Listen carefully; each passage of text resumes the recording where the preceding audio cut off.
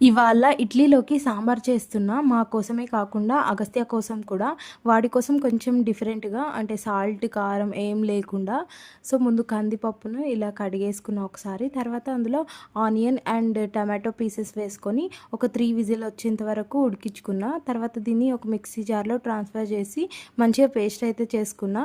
తర్వాత ఒక గిన్నె పెట్టుకొని అందులో ఆయిల్, జీలకర్ర, వెల్లుల్లి పీసెస్ అండ్ కొంచెం పసుపు, కొత్తిమీర అన్నీ వేసి మంచిగా కలుపుకోవాలి. ఇప్పుడు మనం మిక్సీ పట్టుకున్న పప్పులో నుంచి కొంచెం పప్పు తీసైతే పోస్తున్నా. అంతే, ఇది కొద్దిసేపు ఉడకనివ్వాలి. ఉడికితే మన సాంబార్ రెడీ. ఇప్పుడు వాడి కోసం mini idlis and sambar with chutney. Chutney కూడా పల్లి, కొబ్బరిని కొంచెం వాటర్ వేసి మిక్సీ పట్టా అంతే. వీడికి మాలాగా ప్లేట్ మొత్తం నిండా ఉంటేనే తినాలన్న ఇంట్రెస్ట్ ఎక్కువ ఉంటుంది. సో, వాడి కోసమే ఇలా స్పెషల్‌గా సాంబార్ చట్నీ.